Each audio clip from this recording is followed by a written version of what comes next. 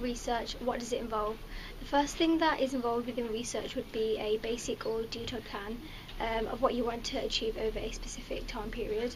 You would make sure that you have every detail of your research done so that your initial research goes to plan. You would be able to do your research via many methods or programs. You could write up your um, research with the results that you've gained. You could show everything in a PowerPoint or an interactive version online, or you could record yourself and place your findings on an online blog or website like so. Why do it? Research is an effective way for you to realise what sort of film production you want to do. For example, we have already started our research by watching opening scenes of 3 popular films of a specific genre. After watching the clip many times, we'd then write out a paragraph explaining, what we saw and stating what techniques were used. We'd then include media terminology to make it effective. The pros of carrying out your research would be that you have a detailed plan of what you need to achieve. You have a guideline to follow, which means that you wouldn't have missed anything out. Cons of this process would be that it seems quite long and tedious. You may just want to get on with the filming, but you'll be thankful for doing the research beforehand, because then you'd know what you need to be doing. And yeah, many forms of research can be effective, yet others can't. Like so, copying and pasting activity from the internet, quite often Wikipedia, this form of research really isn't that effective. You wouldn't really be learning anything from a simple few clicks. You may read over the information that you've taken off the internet, but if you were to explain it, then you'd have a problem.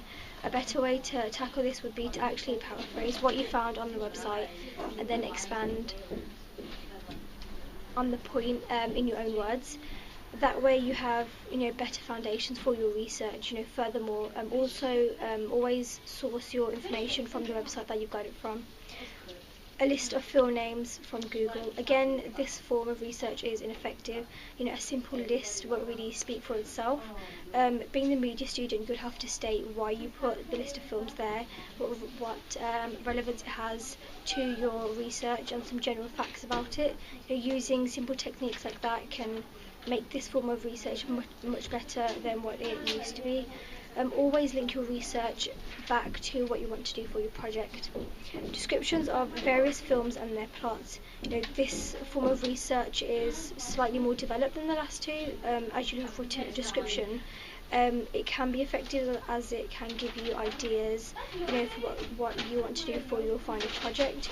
To expand on this type, you could state how the chosen films relate back and the techniques that they've used. Lots of still frames pasted to the screen or printed out. If you were to leave the still frames on their own, then again they wouldn't speak for themselves. If you were to print out the still frames from movies, then you'd have to accompany them with analytic annotations of what the still is showing, and again how it relates to your final product. Analysis of film trailers. This is a very good technique to use, and a form of planning that you can use for your research. The genre of film that you're watching, will have to relate to the genre that you have in mind for your final piece. That way you'd be able to pick out several techniques that were shown in the trailers, and then you'd be able to use those techniques and put them in your own.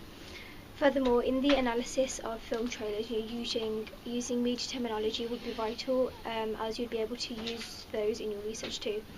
Copious amounts of completed questionnaires without analysis.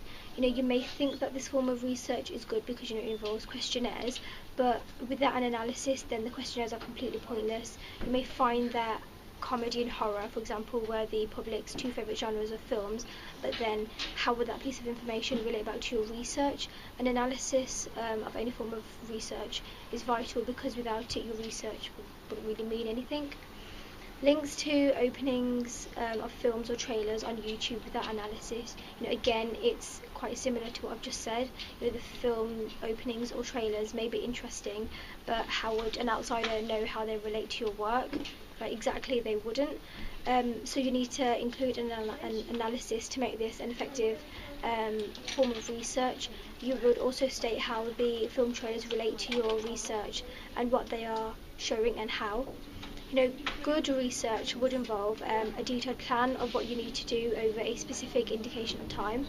large amounts of research done in various forms, analytic reports of your research, short yet informative conclusions of what you have found out, and also relate the research that you found to your media project. How will you incorporate features from something you've seen to something of your own?